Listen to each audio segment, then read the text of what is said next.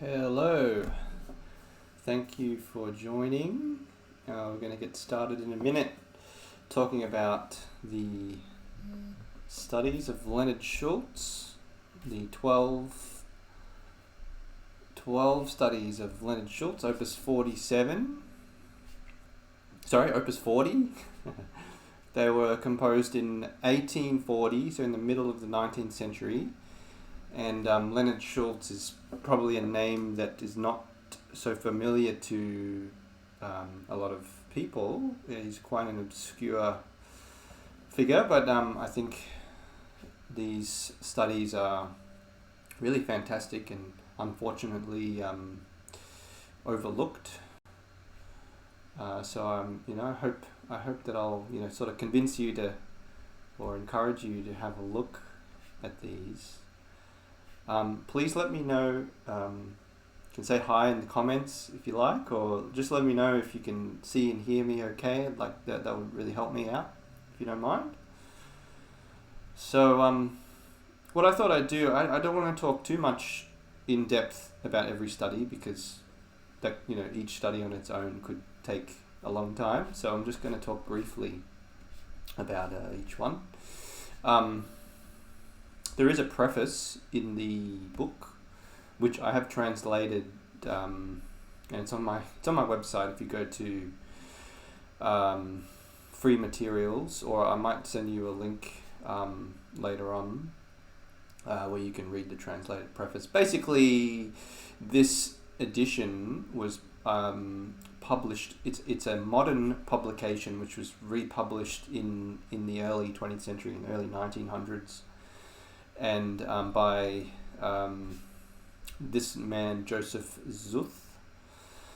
So he wrote this preface and basically says, that these studies are, fantastic, and they there's a lot of musical character in them, and which I totally agree with. That's the unusual thing about these studies, is they're not just great for your technique, but there's a lot of musical detail and character in them to explore as well. So that's, in a nutshell, pretty much what he's saying, and he has some details about them and everything, about Schulz and things like that. So I'd encourage you to read that if you're interested,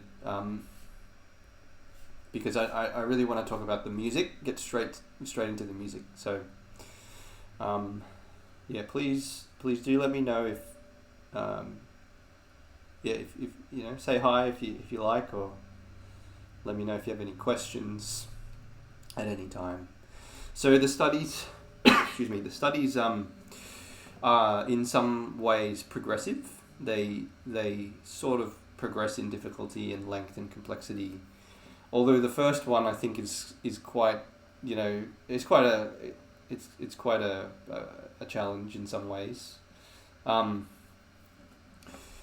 So just to clarify a couple of things. With the right hand fingering here, you can see he's using the dot system, the editor. So 2 dots means M finger, 1 is I, so 1 dot for I finger, 2 for M, 3 for A, and then this plus sign for the thumb. So that's the right hand fingering system is used there. So the first 3 studies are actually designed for repeating a finger. But this modern editor has changed, and he mentions this in the preface. He's actually adapted it with modern fingerings so that you alternate for this repeating note. So in the original, what I think is the original intention of Leonard Schulz is to play this repeating top line with your I finger, just repeating, and then to play the bass line with your thumb. So it's a sort of a study in balance control. It gets very complicated if you try to use M and I alternating when you get to passages like here. So you can just use your I finger repeating. So I'll play a little bit of that for you to give you an idea of what it sounds like.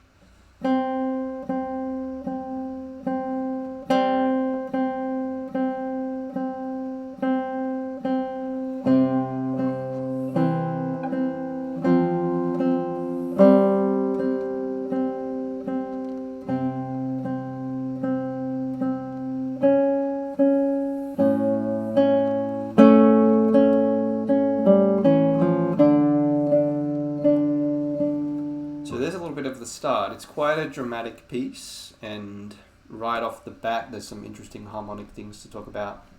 And it might sound a little bit duller than it actually is when you sort of first start reading through, but I can assure you that it's a very interesting piece when you kind of get stuck into it. So we have this repeating note and then this bass melody underneath, and the challenge with that is that the repeating note doesn't overpower the melody, that you can sort of bring that repeating line at the top down and bring the melody out, and it gets even more challenging when you have shaping to do with the in the bass there. So with a crescendo and a decrescendo in the melody with your thumb, whilst keeping that repeating eye finger nice and soft. Quite a challenge and a great study. So that sort of continues, that kind of challenge continues for the first half of this study. You can see he continues it here up higher. We get this, let me get the annotation here. We get this same kind of texture but up higher. Very dramatic.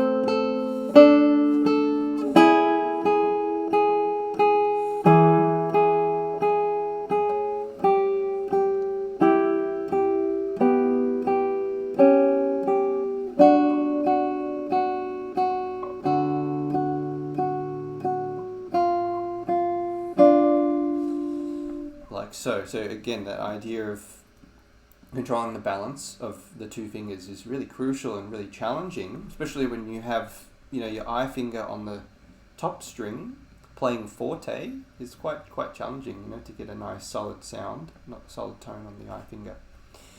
Good morning, Rocio. Thank you for joining. Thanks for your comment. Hope you enjoy this discussion of the Schulz etudes. So right at this point here, unfortunately there are no bar numbers in this edition, so you'll have to just follow along on the score. At this point here, the rhythm changes from quavers or eighth notes, just 2 eighth notes, metric eighth notes, into triplets. And here is actually where you do start to alternate the fingers, as is shown here. So you're alternating the fingers going into triplets, double forte, fortissimo, and that melody again in the bass. So controlling that balance.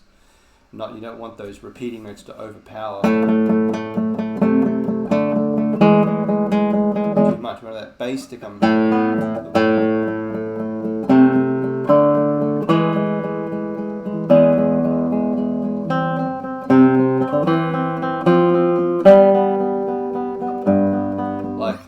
So it's quite a challenge to do that. That's what this study is really all about, and what the next few studies are also about. Okay, so that's just a quick overview of this study. It's essentially a study for controlling the balance of your eye finger and thumb, or a top part and a bottom part, and bringing out the bass line as a melody. So there's the first study. I'll just talk about it quickly from a harmonic point of view. So it's in C major, although there's many adventures into different keys. So the first 3 bars is pretty clearly in C major. You can see all the C's up the top, and the theme in C major was basically a C major triad there, C, E, F, G, back down to C. Then we get this C sharp, which really turns the mood, the atmosphere of the piece when you hear that C sharp. The C sharp is pointing us to the D that comes next. So underneath the C sharp we have an A, so that's suggesting an A chord, which is the dominant chord of D minor. So he's taking us to D minor very quickly, just in the first, not even 4 bars of C major. We just get 3 bars of C major. Then we go to an A chord, D minor. Then after 3 bars of D minor, you can see it's the same melody here, just transposed up a tone, right? So we get D minor, and we get the same little theme here, now in D minor. that simple act of transposition totally transforms the character of the music. And then we go up to the D sharp and the B, which gives us a B chord, which is the dominant of E minor, which is what we hear next for a couple of bars. So just in the first couple of lines, harmonically, there's quite a bit going on. Maybe I'll play just that for you, just so you can hear that. Note that the chromaticism, the long-range chromaticism, there's a C natural, C sharp, D natural, D sharp, E. It's very, very clever chromaticism, which he then kind of compresses here. We get these little chromatic lines, and he kind of plays on that chromatic idea throughout this etude. So it's very, very, very clever, very, very interesting study. So I'll just play up to here for you, and then we'll move on to the next etude. I just want a brief discussion about these. So try to hear those dramatic shifts when we go to the dominant and then shift to another key area, D minor and then the E minor. All right, here we go.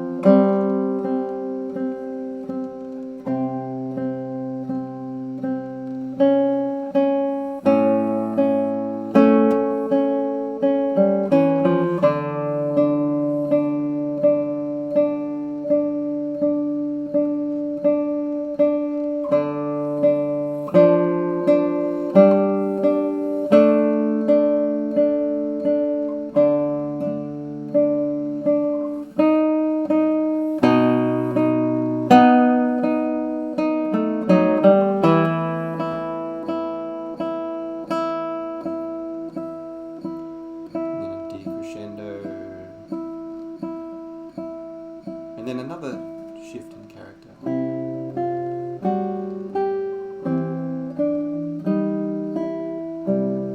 Really, really beautiful when you explore those shifts in character. And try not to approach, especially this first study, if you try to approach it too mechanically, it will seem like a dull, sort of boring piece of music, but when you really pick up, when you're really sensitive to all the details in it, it's very, very interesting. I think there's a lot of it's very challenging actually. For as I mentioned at the start, these 12 studies are progressive, so they get more and more complex and longer as you keep going. Excuse me. But this first one is he's almost like making a statement, like here I am a serious good composer. I think that's kind of what he's saying with this first one. Because then the second study, we have a similar idea, but it is in some ways, it's much more simpler. It's much simpler. It's a bit shorter. But we have a very similar idea in that we've got this repeating note at the top and a bass melody on the bottom.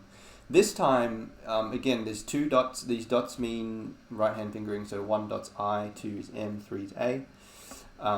But in an earlier edition that I found, this was a study for the middle finger.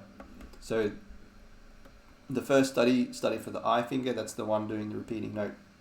The second study is now the middle finger, so you're going to repeat M up here, and then the thumb for this beautiful melody. And it's much more straightforward. I'll just play a little bit of it for you to give you an idea. So the challenge again, to try and not overplay the top part.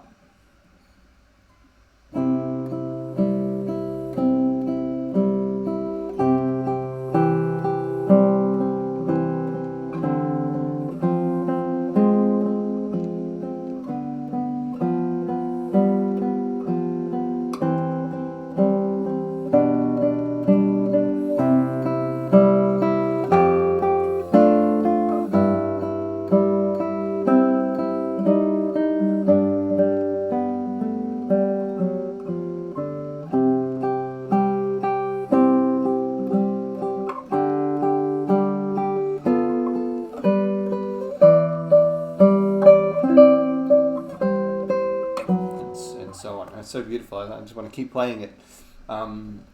So so there you go. You get the melody and in the bass with the thumb, and this repeating note to control your M finger, playing that repeating note. Again, it's quite challenging. We've got these, dynamic indications, which I think they're editorial. I think they're from the editor. These were republished in the early 20th century, originally composed in 1840, originally published in 1840 by Leonard Schulz, and then republished by Joseph Zuth. And so these dynamics might be editorial, but even so, the idea of shaping the music and using this fingering system is quite challenging. It's quite demanding to control that, to bring one part. There's so much guitar music is about bringing, balancing out different parts, and so these studies are a really great introduction to that. Right, so maybe I'll just talk about this quickly, very quick harmonic, discussion about it. So again, it's in C major. So the first few studies are in C major. I think it's sort of like, I feel like the first three are a bit of a sort of a set, because the first study is about the I finger repeating, the second, the M finger repeating on the top, and then the third one will be the A finger repeating. So, alright, so we have the M finger repeating this one. Just harmonically, this one's a bit more straightforward than the first one, actually. It's in C major. So we have a lot of tonic and dominant. Whenever you're talking about 18th and 19th century music, tonic and dominant are very important chords. And, we discussed that in the first study, but the music did change keys very quickly. In this one, it stays in C major for a bit longer, so we can expect the chords of C and G, excuse me, and G7 quite a lot. All right, so we get a couple of bars of C major here, and then we get something interesting in the third bar because of the A flat, which I'll talk about in a second, and then we go to the expected G7 here. So if you look at these notes, remember to identify a chord. It's all about stacking the notes into thirds. So if you can find a way to stack these into thirds, you can, there's a third already there from G to B, and then you can put this D up here, and then you put this F up here.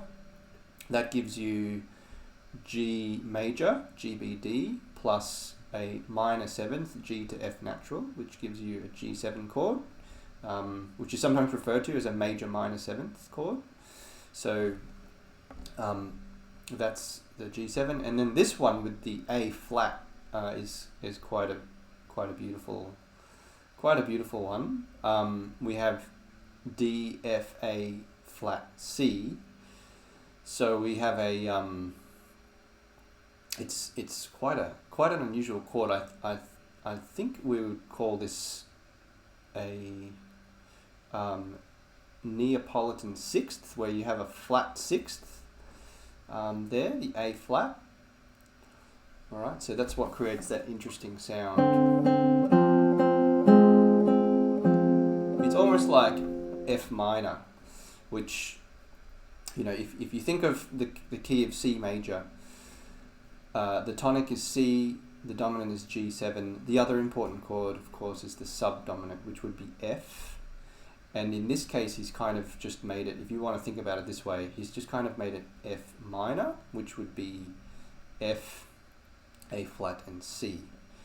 And if you want to complicate it more, you could add the D in there, and you'd have D, F, A flat, C, which would make a very unusual chord, which I'm not going to discuss now because it will take too long. So I'm just going to talk about it in simple terms there.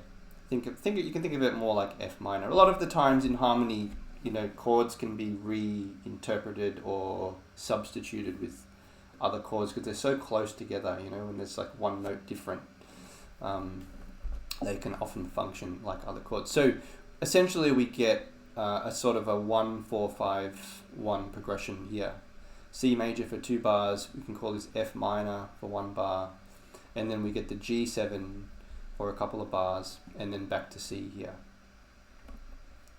And then we get a bit of change, bit of a nice adventure to end the first 8 bars there. Alright, so there's just a little, I don't want to, there are still 10 studies to go, so I don't want to spend too long on each one.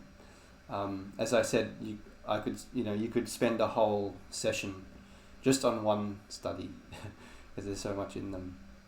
Alright, so let's move on to the third study. So now, this, as I said, the first study for the I finger, the second study for the M finger. This one now is a study for the A finger, and this one is similar to the second. Again, it's in C major.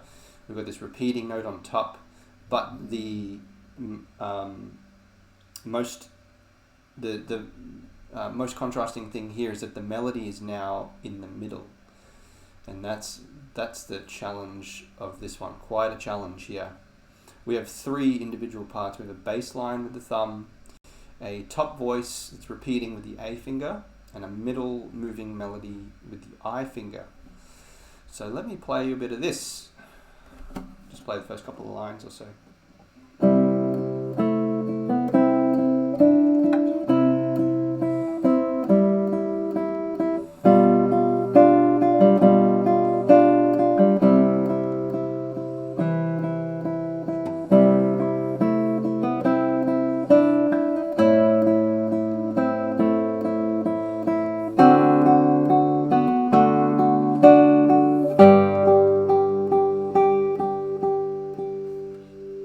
So that gives you an idea. Quite a challenge.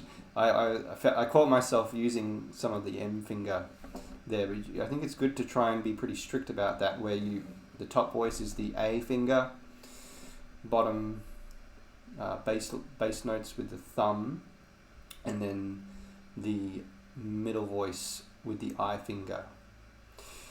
This editor he's trying to adapt modern fingerings from the 20th century, so that's why you see these dots, 2 dots M, 3 dots A. So he's trying to alternate. That would just drive me crazy, trying to alternate on the top whilst doing the other things on the bottom that I just mentioned. So just repeating with the A finger, much more straightforward. It lines up very nicely with the hand, so with the right hand on the strings. It's quite logical, but it's quite challenging too. So bringing out the middle voice, you don't want the bass or the top to drown out the middle voice. Quite a challenge. Harmonically, this is probably one of the simpler ones out of the 3 we've talked about so far. It's quite short. It's just, what do we have here? 6 lines long, sorry. So, half a page or so.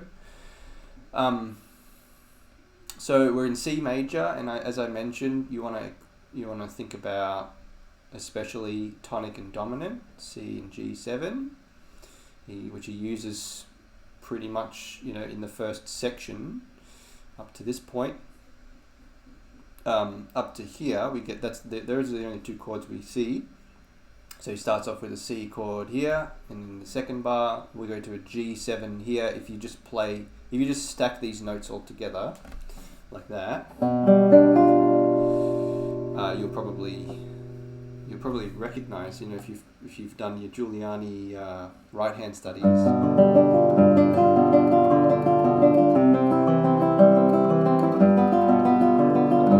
with the D there. So we get the G7 going back to C, and then here the F sharp. At the end of the section, you might be thinking, wondering what's that doing there? What's the function of that and the reason for that there? So that is now pointing us to G, and it's the dominant of G. So this is a D7 chord. If you stack those notes together, these 3 here, you might recognize that chord as well. D7 to G, and so this is we have an A in the bass, C, E, so A, C, E, so A minor. So we can call this a 2-5-1 in G major. So if you think of G, A, B, C, D, so G being 1, A is 2, so there's the 2, D is 5, G, A, B, C, D, so 2, 5, and then 1. So a 2-5-1 in G to cadence the end of the section. 2-5-1. Oh, why don't I play that for you, the 2-5-1? Or maybe I'll play the whole thing for you, and you can try to hear that harmonic structure, harmonic progression underneath.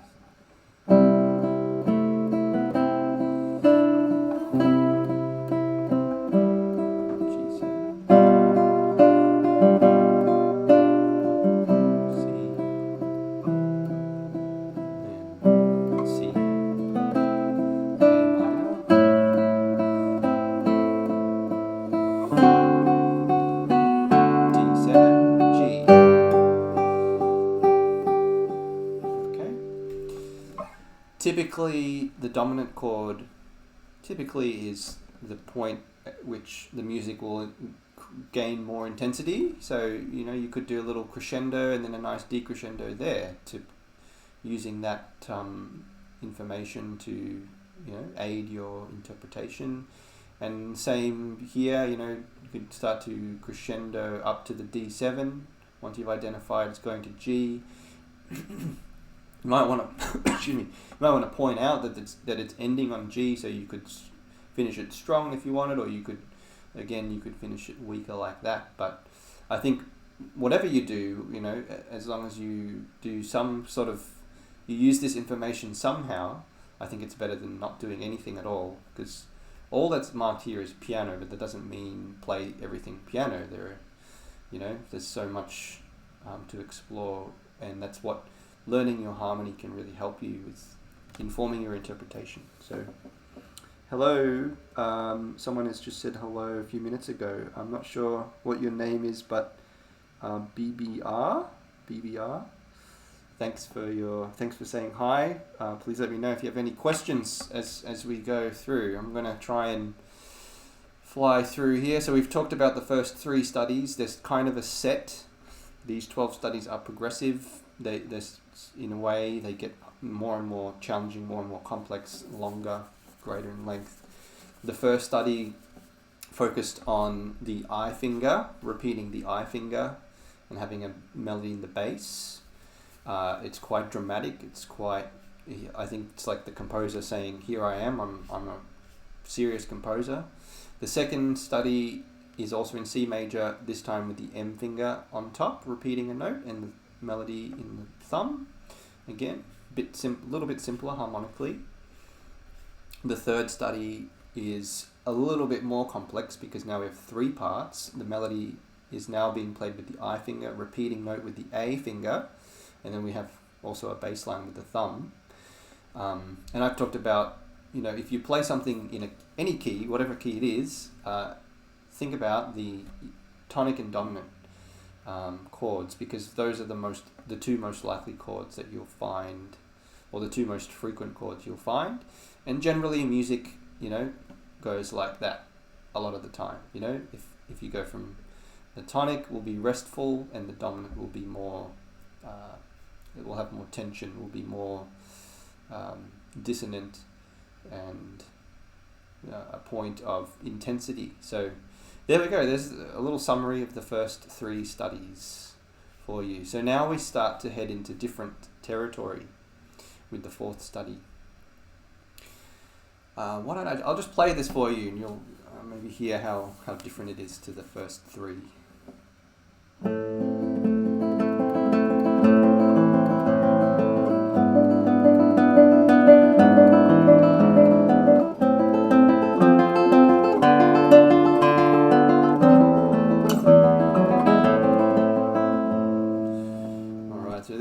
Taste of it. Really, really beautiful study, this one. One of my favorites, actually, even though it's just the 4th one. It's already very exciting. So immediately, I hope you could tell that one of the main contrasts is that it's now in a minor key, and specifically A minor. If you play the first, if you play those notes together, the thirds are there for you, A to C to E. Right, so we get the typical A minor chord there. So A minor. So again, we want to just think about tonic and dominant. So the tonic, it's A minor, as we just said. the dominant is E or E7, the dominant seventh. Okay, so that's what we get in the third and fourth bars. We get E7. The first, both of them have G sharp in the bass. So why don't we talk about inversions just quickly? So to figure out a chord, you need to stack in thirds. So E7, or if you look at the music and you had to stack this in thirds, it'd be quite challenging because you don't have much to work with on the page already done for you, with the notes already being stacked in thirds. But if you just reorder things, you put this E down there, and then this G sharp in the middle there, then you'll have E, G sharp, B, D, and so those are the notes we need for an E7 chord. Major triad with a minor seventh, E, G sharp, B, D. Alright, so there's the major triad with the minor seventh on top. This has G sharp in the bass, so that puts it into first inversion. So inversions are when you change the order of the notes of a chord, and it's all to do with the bass note. So the bass note defines the inversion. So if you stack these notes together as a chord, and I suggest a great exercise that I call chunking, is to stack notes together into chord shapes. So if you stack that together, there you get E7 in first inversion, or if you want to say E7/G sharp, you could, just to make it simpler. You could use figured bass too, but I'm not going to use that go through that now because that can take a bit of time. So we have E7, and as I said, music typically the dominant is a point of greater intensity. So you can sort of crescendo towards.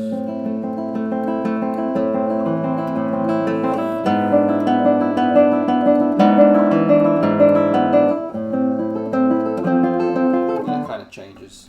We get a few different chords again, but if you take anything from this look at the studies, I hope it's this idea of searching for the tonic and dominant, or thinking about the tonic and dominant of the key that you're playing in, because those two chords are the ones that will, especially in 18th and 19th century, music by Sohr, Eduardo, Giuliani, Legnani, Mertz.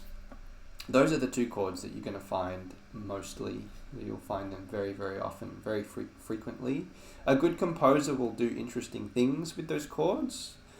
Like I think in this piece we get some very interesting uses of those chords and other chords in between them as well. But it's a great start to just remember the tonic and dominant, and that the tonic symbolizes, represents repose, and the dominant represents tension, greater tension. Alright, so I'm just getting a call on my phone right now, so I might have to try and really get through these studies. So another difference about this study, so it's in A minor. And again, we want to think about where the melody is. So in this one, the melody is again sort of in the middle of the texture. So that can be quite a challenge. This time we have more of an arpeggiated texture. But to bring out the melody with the eye finger, which is being suggested by these accent marks, that is the main purpose of this study.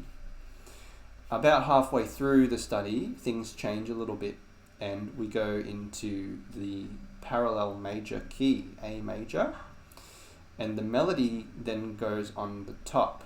So we have a swap of the parts. It sounds like.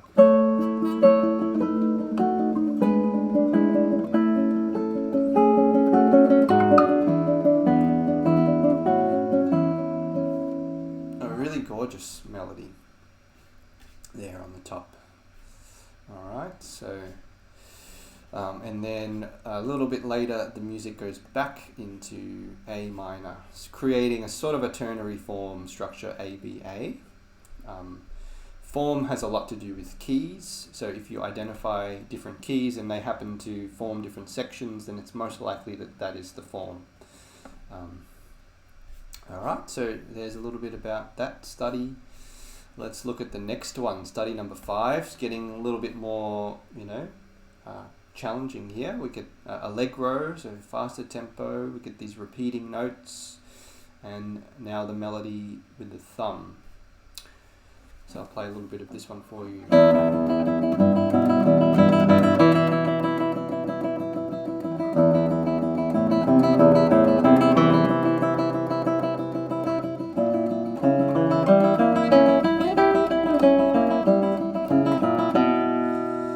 Alright, it's a very exciting study. Really, really great. So, as I mentioned, we have this again, repeating notes, but it's more challenging, it's more virtuosic. And we're in another different key now. We're in the key of E minor. So the thumb's playing that bass line, and you've got these repeating notes. So again, you want to control the balance and not, make sure that these don't overpower the melody in the bass. So Schulz uses a really interesting chord here, which when you start to see this, all these sharps, A sharp, C sharp, E. G, A sharp again. So he's using a type of chord we haven't talked about yet called a diminished chord here. And more specifically, he's using A sharp diminished. So that explains why there are so many sharps at this moment. So we have A sharp, and the melody is actually stacking in thirds for us. A sharp to C sharp is a third. Happens to be a minor third. And then C sharp to E. And then E to G, natural. So what we have is a diminished triad here. Oh, sorry, it's not E sharp, it's E natural. There. All right, we have a diminished triad, A sharp, C sharp, E. And then a diminished seventh above the A, so from A to G natural. It's probably the most tense chord in Western music. So there's a lot of tension in if you find a diminished chord, if you hear a diminished chord, that's it's really begging for great intensity, a lot of weight and drama in that chord.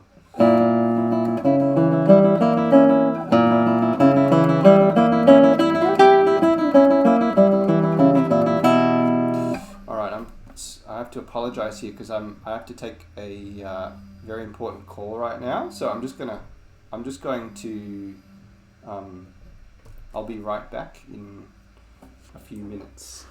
So if you can just hang tight for a few minutes. If you have any questions, or if you want to look through the book, I do need to take this call. So my apologies.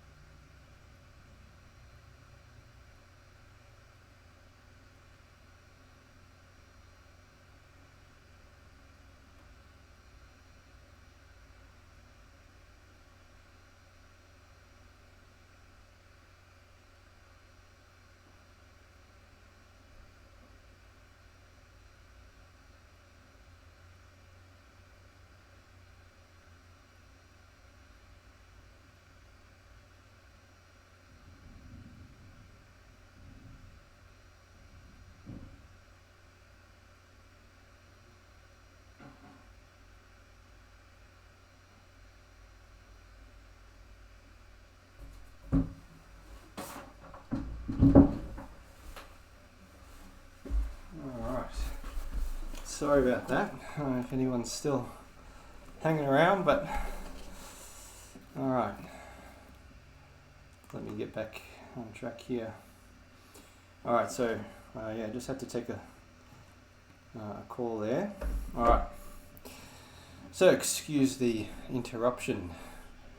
We'll get right back into things. So I was talking about this fifth study here, which is in E minor, and using it's a bit more virtuosic than the first three, and uses a diminished chord here, diminished seventh chord, which is pretty much the most dramatic harmony, the most dramatic chord you can use.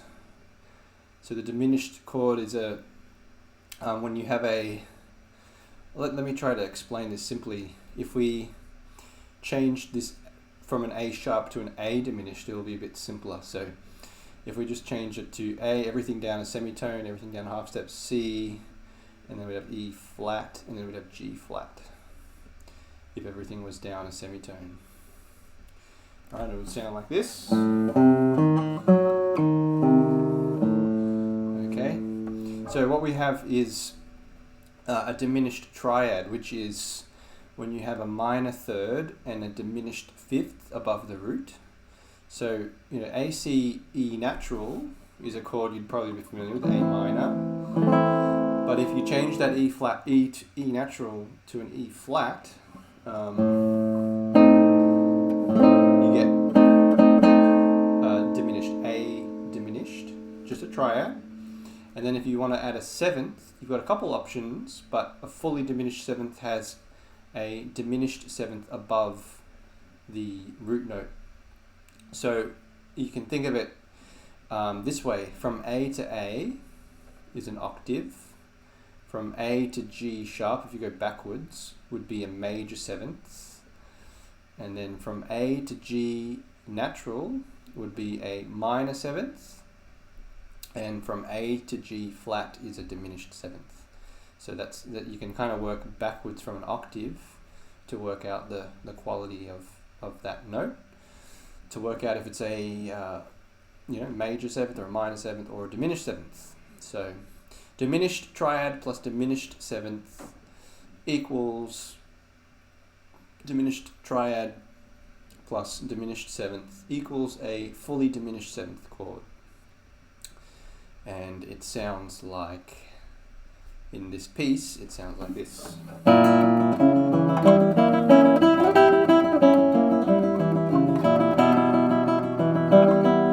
Right, so there's a lot of drama compared to the more restful E minor, the tonic chord.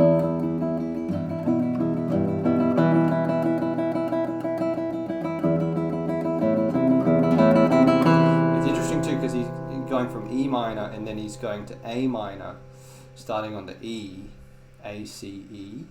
So E minor for the first two bars, A minor for these two bars, and then A sharp diminished for the next two bars. Sorry, I'll play that again because I got sidetracked there. So it's nice and soft, restful E minor.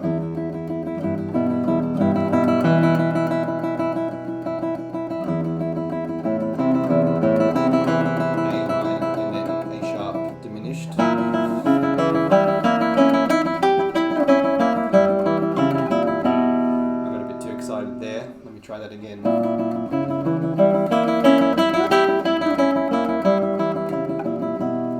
Yeah, very exciting. It's going up, sweeping up as well. So the composer matching the sweep of the phrase with the tense harmony creates a really beautiful moment of tension.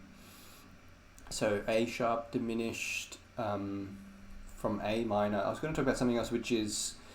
So we talked about diminished chords, we've talked about tonic and dominant. Another topic I want to just quickly talk about is harmonic rhythm, because this is a great example of harmonic rhythm. So harmonic rhythm, we can shorten to HR, not human resources. Harmonic rhythm refers to the speed or the rate at which harmonies change. So in this, I think it's fairly clear that the harmonies change every 2 bars.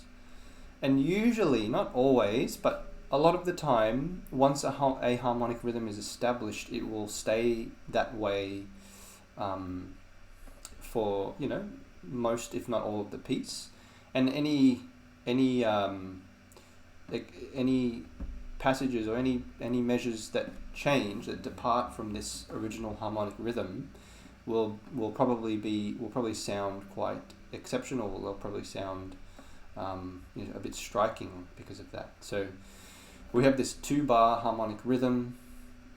Have a listen again. I'll play maybe I'll play up to here, because the harmonic rhythm stays at 2 bars long at that point.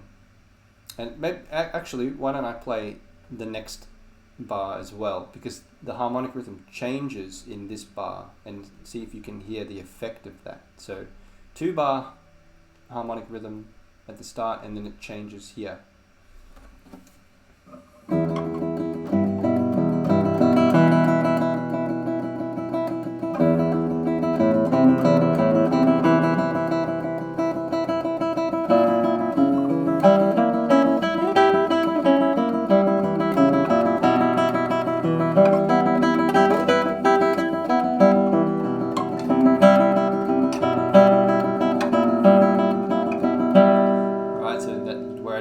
There, the harmonic rhythm changed, something like 2 chords per bar instead of 1 chord for every 2 bars, so it gets much faster, and as a result it gets much more exciting right here. So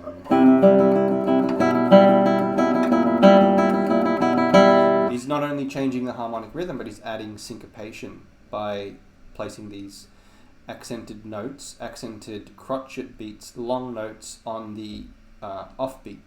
So the syncopation defined basically when you accent the offbeats, that creates a syncopation, and it's sort of like unsettling in a way.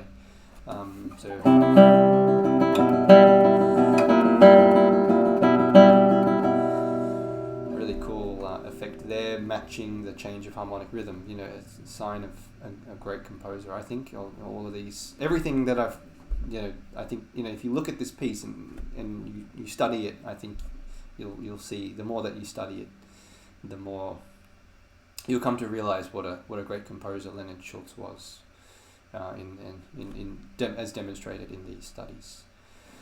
Okay, so there are a few things, new things, diminished 7th chord and harmonic rhythm there in this 5th study, which is getting more virtuosic now. It's fast tempo, repeating semiquavers up the top, and again, because of those with the repeating notes on the top and the melody in the bass, so you want to bring the bass out, the melody out, and the repeating notes down. Very, very challenging to do at this fast tempo. It's really easy to play it like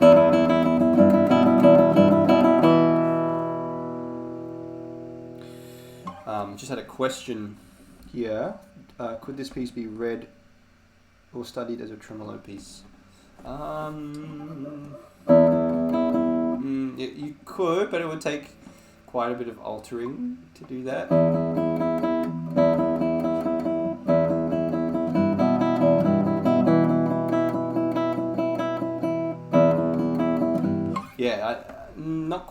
Not quite. Almost. You almost could, but to change it into triplets at the top, it will make it very difficult, because the melody uses quavers, uses eighth notes. So you'd have 3 against 2, and it'll be quite challenging. But it's a good thought. It's a good thought. I think this would help your tremolo. The idea of alternating M and I rapidly and using the thumb quite a lot, I think, will help anyone's tremolo anyway. So good question. All right, so we talked about a few different things there. So about halfway through the piece, the texture does change. At this point, you can see now they kind of reverse, and the melody goes onto the top, still in the repeated note texture. So another nice little challenge for us So here I'll play this new texture for you, a little bit of it.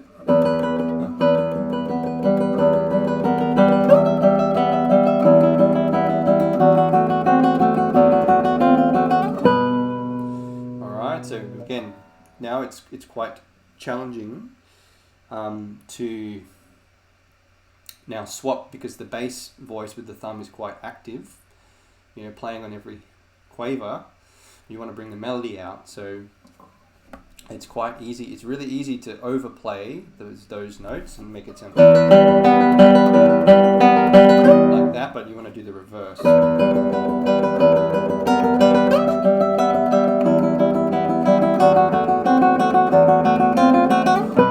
Try to bring out the melody and bring down the thumb. Alright, so there we go. So that's just a brief discussion, very, very brief discussion of the fifth etude in E minor. It basically continues in that fashion for a while and then goes back to the parts going in the reverse again with the melody in the bass with the thumb. And a beautiful long E minor arpeggio to finish. Alright, so there's the fifth study. Now, any comments here? Tom Choco. So some guitarists play two-finger tremolo. Yeah, that's true. There's actually quite a few types. Anna Vidovich, for example. Yeah, I think she does. I think she uses just I and M, like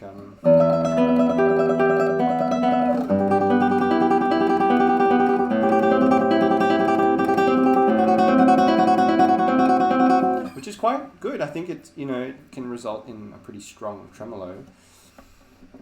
And then I wonder, yeah, that could be a really good exercise to try that. I actually advocate using many different combinations to work on your tremolo. I guess since this topic's coming up, for example, you can divide these three fingers up into different pairs. So I and M would be one. Another would be I and A. So you could do tremolo with I and A.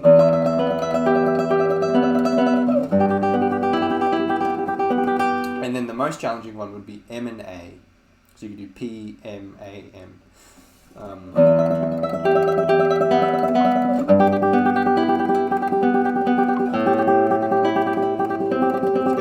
It's a bit weaker. I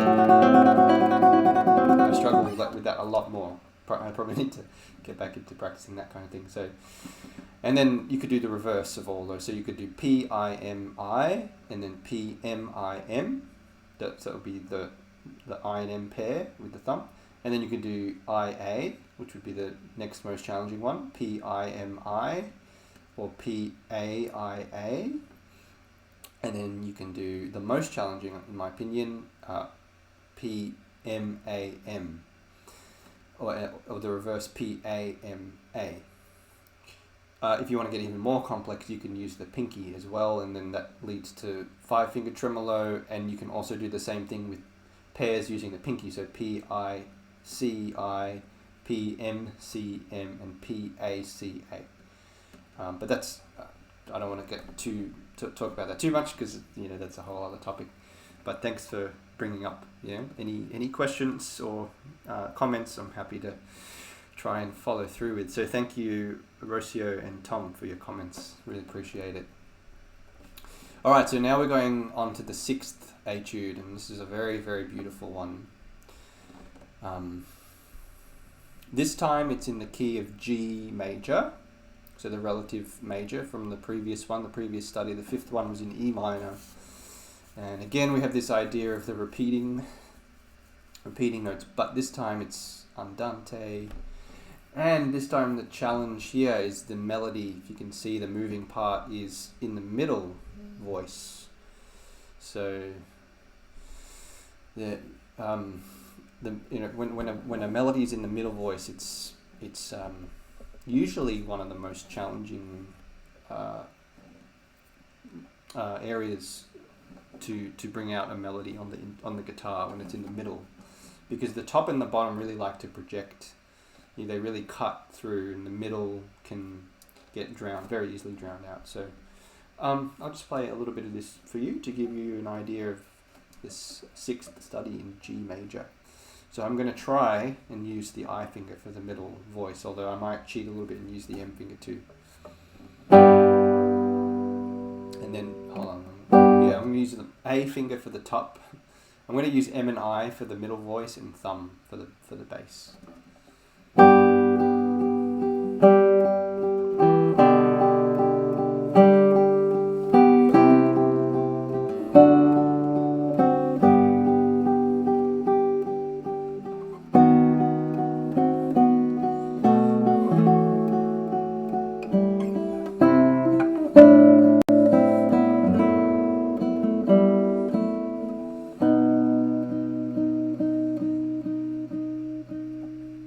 So there's that melody. It's a very, like sort of, I don't know, nostalgic, or it reminds me of Schubert a lot, and his Leonard Schulz, I think, was inspired by Schubert. I believe he did some transcriptions of Schubert's music, and his music does remind me a lot of Franz Schubert's music. So this is it's just a gorgeous melody.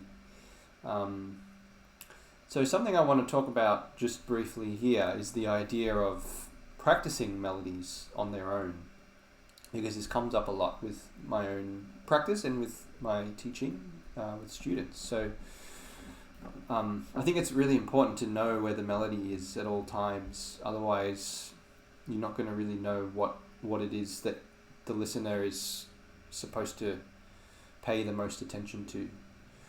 And when someone listens to music, our brains can only take so much information. So if you're trying to project everything equally,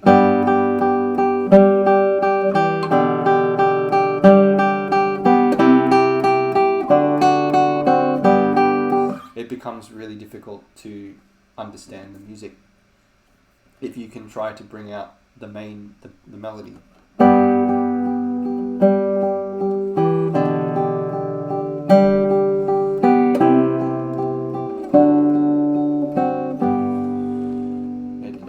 To clarify the music, to make it understandable and comprehensible to the listener.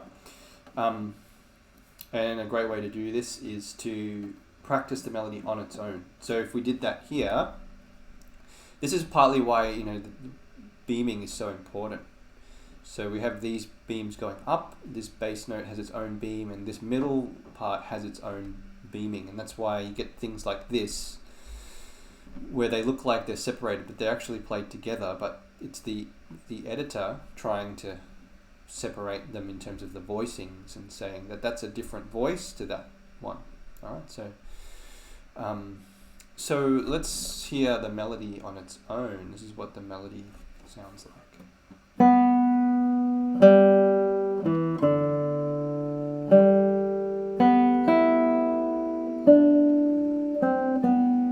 And feel free to use the easiest or the thing, the most reliable and comfortable fingering. You don't have to use the exact fingering from the piece. Almost treat it like you're sight reading the melody on its own, and you just have to play it in the most comfortable way. And then, so let me do that one more time, and then I'll add the repeating notes on top.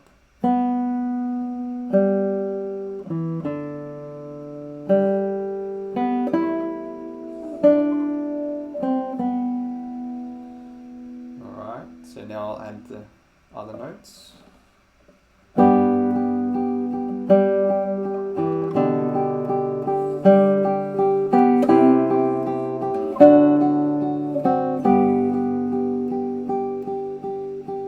Yeah, very, very beautiful melody. Okay, so that's the general idea of this study, is that we have something in the middle voice to bring out. It's in G major. The opening sequence that I just played, the opening two bars, uses the primary chords, so always remember tonic and dominant, 1 and 5 chords, and then the other important one is the subdominant, the C chord. So here we have a G chord for 1 bar. You can see the G, if you play that, it's pretty clear that it's a G chord, and then we have just a quick C chord here for one beat, D chord for one beat, and then back to the G. So have a listen to I'll play it again, and have a listen to that harmonic progression and that harmonic movement. It's really nice how he stays on G for so long and then changes to the other primary chords and then goes back to G. Really establishes the home, the sense of home, I think, at the start.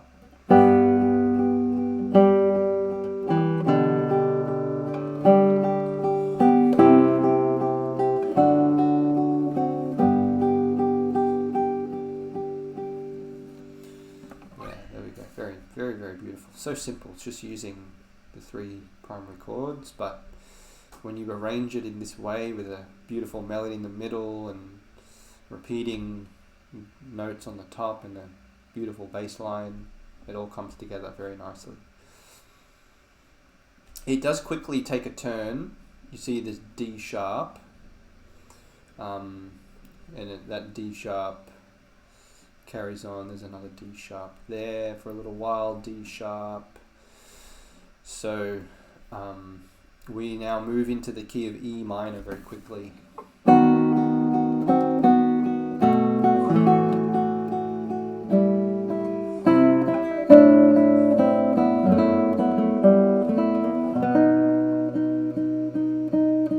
Which you really hear at the start of the 3rd line.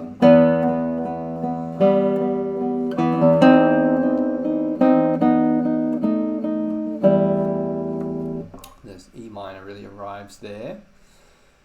So we very quickly move to the relative minor.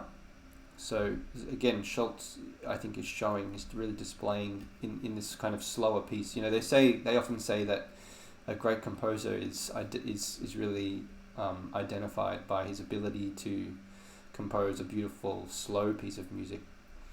Because when something's fast, I guess you know, the music kind of speaks for itself a little bit more, or the drama speaks for itself a bit more. But in a slow piece, it can be very challenging to keep the interest of the listener for every moment.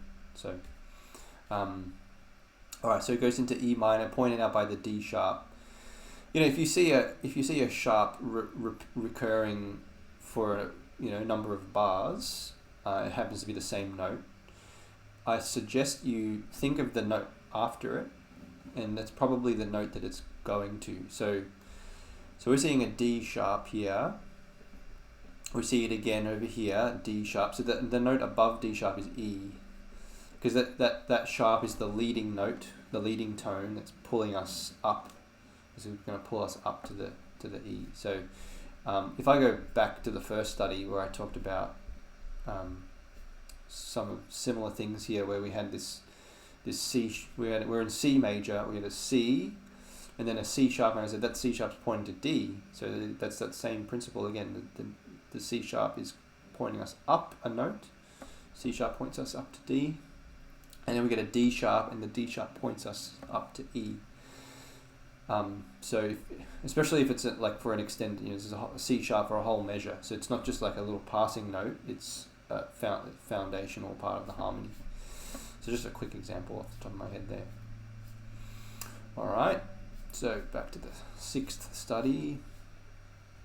Alright, so we have this melody in the middle voice.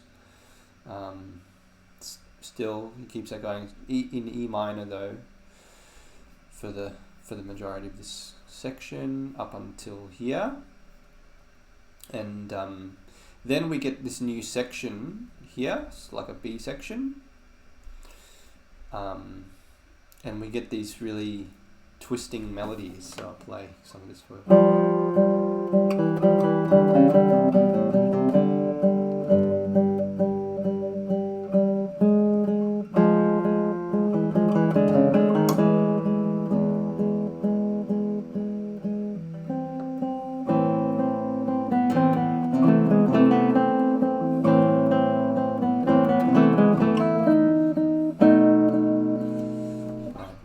using this kind of twisting melodic motive again and again, over and over again, here, there, Makes it quite on a technical level.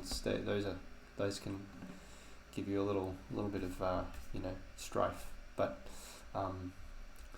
he keeps that going up here, keeps that motive going, and then eventually, after this beautiful transition type of section here, we get back to the A section in G major again.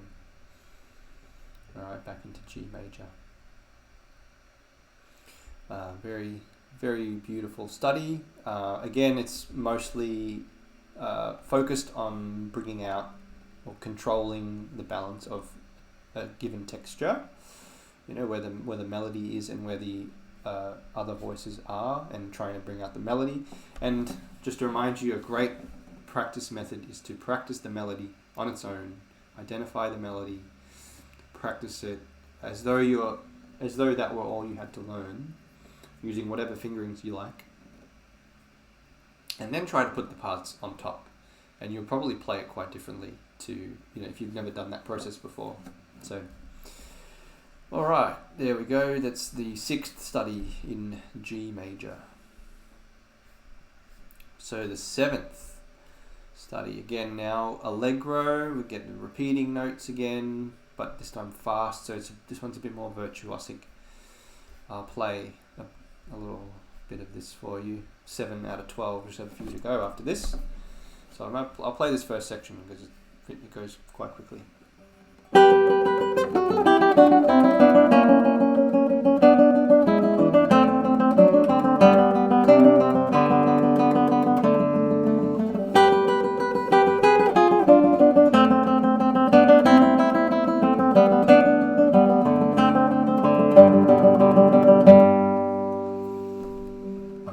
Okay, so there we go. So it's a bit more of a virtuosic one again, and the idea of the repeating notes is still present.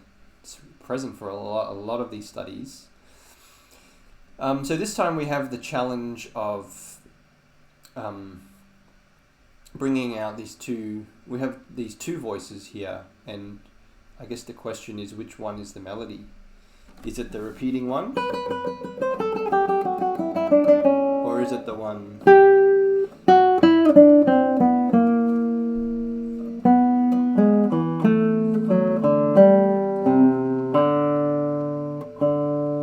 And I think it is primarily that one. It's the bottom voice that we want to hear.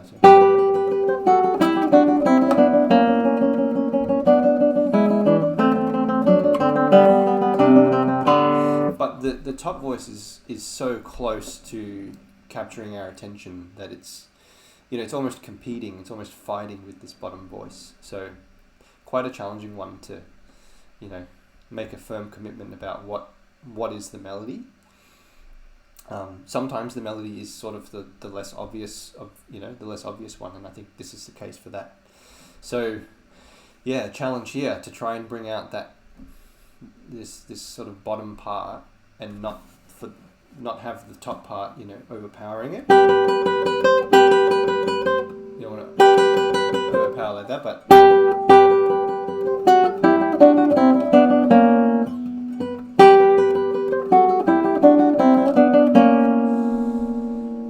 it's a really exciting study, this one.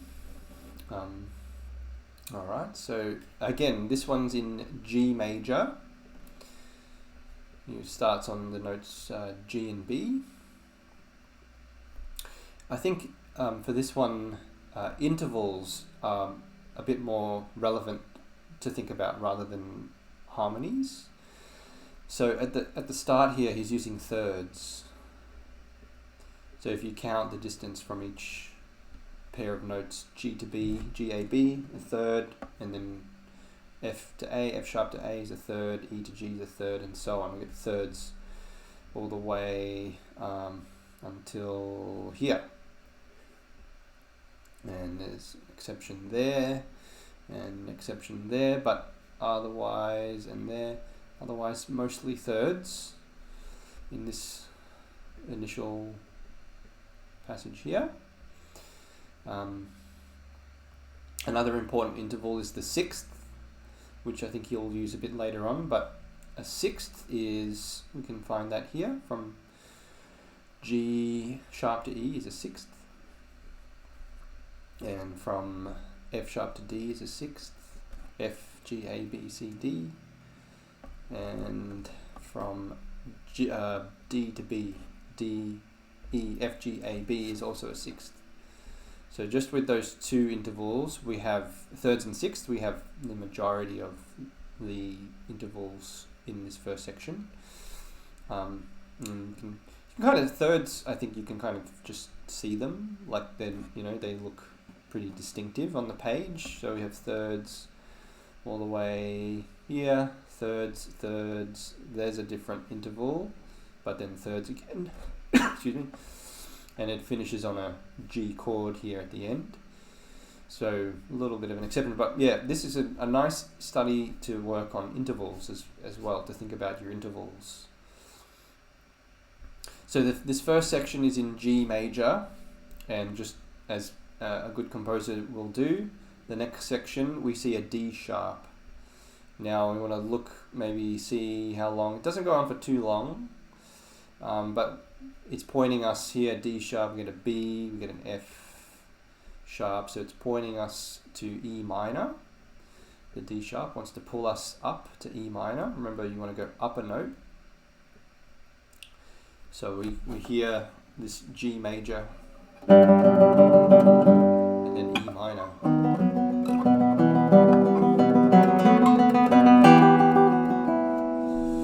Then we really hear the arrival there, the E minor. And then quickly we get a sequence. So a sequence is the same material, but transposed up or down. So we hear a sequence down a step. Oh, sorry. No, this should be a C sharp. I don't know why this not a C sharp there.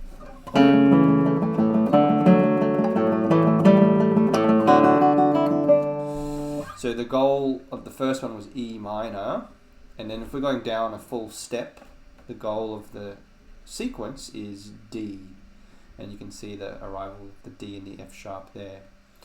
And he's essentially using the dominant, so in this case it's B7 going to E minor, pulling us to E minor, and then this should be a C sharp, which will give you the dominant of D, which is A7. A, C sharp, E, or there's no G, so A or A7. So we have an A chord, dominant, pulling us to the C sharp, pulling us to the D. And then we get this beautiful section here.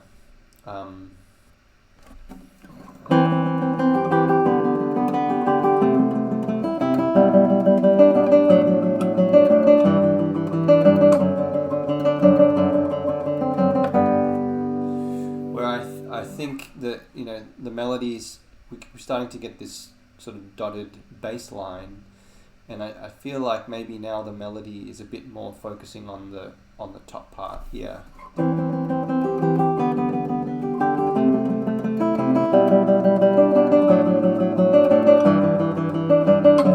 Otherwise the melody,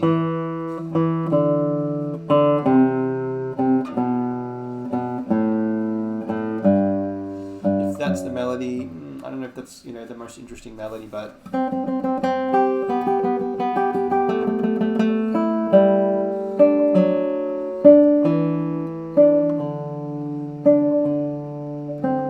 it's really nice. It's really beautiful. And then we get to this passage here, where again I think the melody starts to change, and he's using the texture in a very clever way.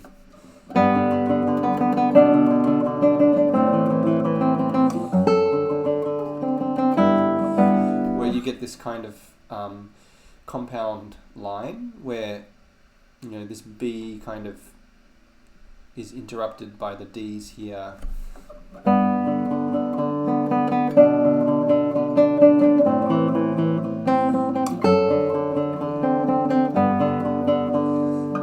Really, really nice. And again, thinking about your intervals is really important. So he's using tenths a lot here, the interval of tenth, which Aguado said is the most frequently used interval in guitar music. So tenths, if you think of Blackbird.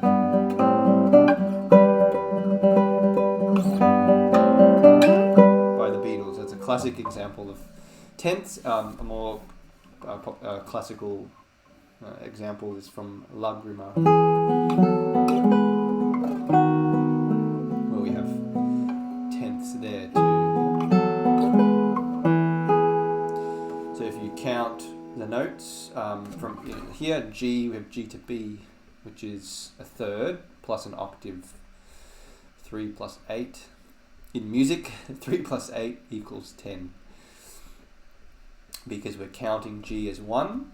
So you've got G, A, B, C, D, E, F, G, A, B.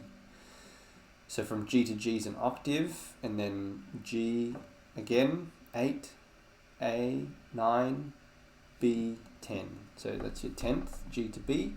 And then he's using the 10th a lot from B to D, A to C.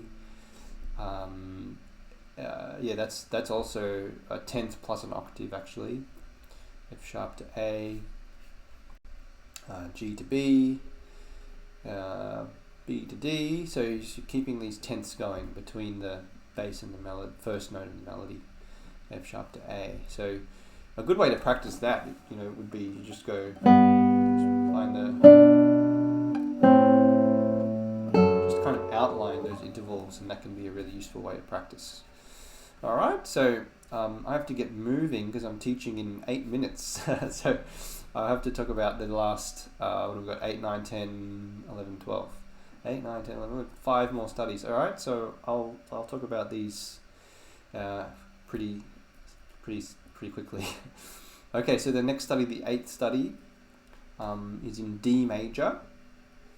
And again, we have this kind of texture that he introduces at the start. I think this is maybe the first time that he's just put the melody on the top.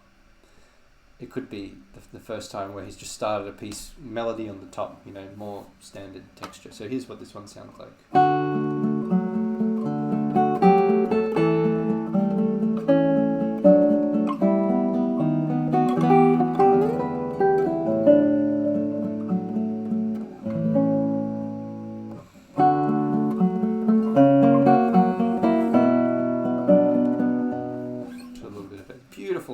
Really nice, really beautiful study. Okay, so melody on the top. So the challenge here to bring the melody out, and remember to practice the melody on its own. A great way to work on that aspect of your playing.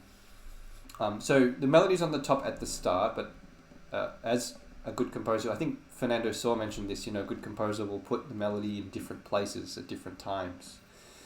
So this is what Schulz does, starting here. We get the melody in the bass now. And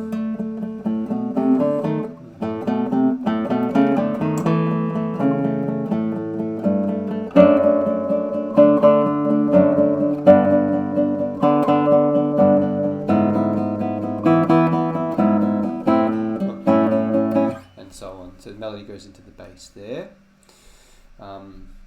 I just want to quickly talk about, I'm just very aware of the time here. I want to talk about this idea of sharps, seeing sharps and how they point us to different keys again, because this is a good one. I'm seeing quite a few of those in this one. So I mentioned this is in the key of D major, and that means we have the two sharps, F sharp and C sharp. So the first accidental we see is D sharp. So D sharp is going to point us up a step, so it's going to point us to E minor. So you can see that you get the E following, the E minors following, right? And that's probably going to be a dominant of E minor.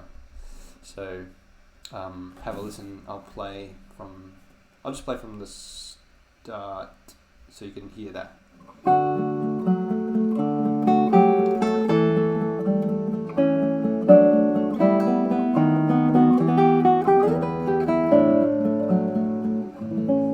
Very quickly takes us away from E minor again. So, but there is a little pull. Okay. Thank you, Rocio. Thanks for listening.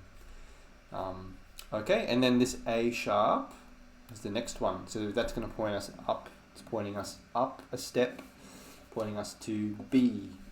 So B minor in this case. You can see the B minor that follows. So I'll play that for you.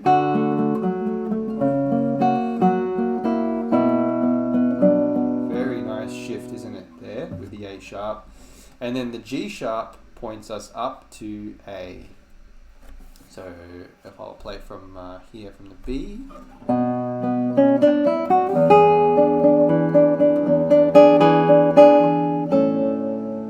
Alright, so there you go. So just to emphasize that point about an accidental. If you see an accidental, it might be pointing you up a step and might be pointing you to that key, the key that is a step above the accidental. So if it's an A sharp, it's probably pointing you to a B.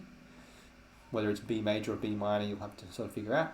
If you see a G sharp, it's probably pointing you to an A. If you see a C sharp, it's probably pointing you to a D. Alright, so there's that study. This is a nice classic ternary form. A section with the melody up the top, B section with the melody in the bass, staying in the bass, and then back to your A section with the melody on the top. And then a little sort of coda to finish. Alright. The 9th study is a study in slurs, so it's different to all the others in that regard, in that aspect. 3 sharps, we start on the A, and C sharp, so it's in A major. Alright, I'll play a little bit of this for you to give you a sense of it.